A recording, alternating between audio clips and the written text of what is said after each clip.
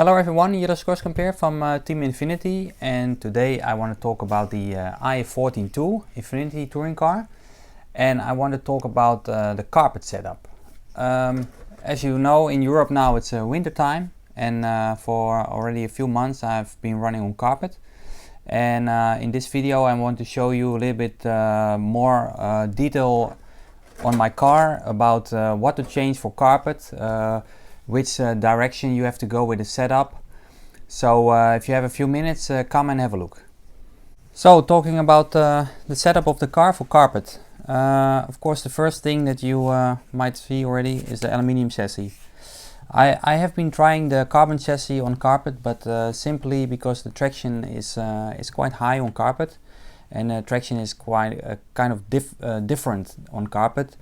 I feel like with the aluminium chassis the car is more easy to drive, has more corner speed, and even on low traction carpet I still feel that the aluminium chassis just works more, it works better.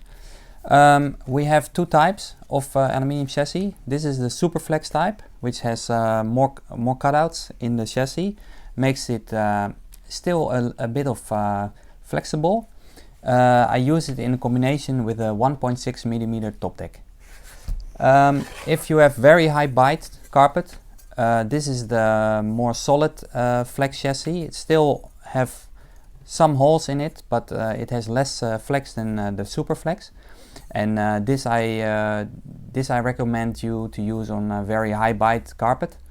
And of course, if you have flipping problems with the Superflex, I also will say try the normal flex chassis. So having a closer look on the car, you can see, for example, I don't use the van on the speed controller, and I don't use a van on the motor, because indoors you use less current, you have less power, so it doesn't overheat too much. And with the 5-turn you can easily run without vans. You save a lot of weight, so you can put weight somewhere else to have it more low in the car. As I explained before, the shorty battery. This is a special shorty mount on the car, and it makes the weight also sit very low. This is 40 gram weight, and here's a 40 gram weight. And the shorty at this moment, it's an Orca shorty 4290, and it's only 160 grams. So I put the optional plate, I cut it a little bit smaller for the shorty.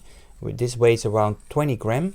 So in total the battery now is 180 plus 40 and 40 is 260 gram. This is about the weight of a normal lightweight battery, and this makes the car very much nice and balanced. And of course, as you can see, the CG is super low now in the car. So the extra weight that I need to make 1320, I put loads of weight in the middle of the chassis, and 10 and 10 gram in the front, just to settle down the front. So other things, more detail setup, talking about the roll centers. As I show you on the outdoor, I went to high roll centers on low to medium traction tracks. Just gives you more corner speed, just faster lap time. However, because the traction is higher on carpet, and I still using around the middle eccentric for the roll centers, and the difference between front and rear is now it's the same. So normally on outdoor tracks you have the roll center a little bit lower in front to have a little bit more bite. Now you have enough bite on carpet, so I use the medium roll centers front and rear, so they're equal. Why I use lower roll centers? Because the car tends to flip faster when the roll center is high, and the car is more like floating over the carpet. When you lower the roll center, the car is more stuck into the carpet, like in the track more, and it just drives more easy. So if you have problems with flipping, I definitely say you lower the roll center. If you don't have flipping problems and you're running, for example, stock, you still need a lot of corner speed, I recommend you to try high roll centers, but I think you will end up running also medium roll centers. Talking about the differential, still around the same as on the outdoor, around 7K, 8K. Sometimes if you want to have super good steering, you can go to 10K. It just drives a little bit harder, but for sure it's fast. Other than that, I think the shock setup, shock springs is kind of similar for outdoors. 2.5, 2.8 in front, 2.6 in the rear, still seems to work really fine. Sometimes I also use the linear springs, 2.7, 2.8 or even 2.8 in the rear. Sometimes works really nice. So find out for yourself what you like. Of course, the hard plastics, the super hard all the way around, just for corner speed, just faster. Looking to the width of the car, as I show you already, the outdoor setup, I already went a little bit wider, 187, 185 or 188, 186. I also do that on carpet, just seems to work better. A little bit wider car also gives you good corner speed and easy to drive.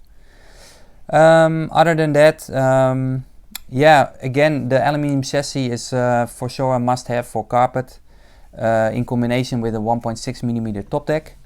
If you're running modified, the shorty set is for sure a really good option. Of course, if you're running stock, you want to have the power from the battery, so then you can stick with the big battery, but don't go to a battery from like 320 grams because you really lose the balance in a car. Especially when there's high traction, you can flip a lot easier. So then you can settle down with a 6,000, 6,500, something like that. At least the battery weight is not more heavy than around 280.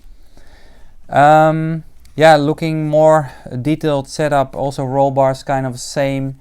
I'm using the diffs up.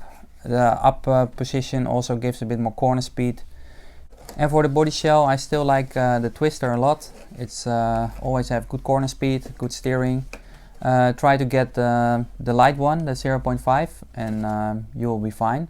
I also tried the Brutale body shell from Extreme, and it's also very fast. It's a little bit more hard to drive, but on a technical small track, it's really fast. So it's really up to you which body shell you like the most. So I hope this was helpful for you again, and see you next time.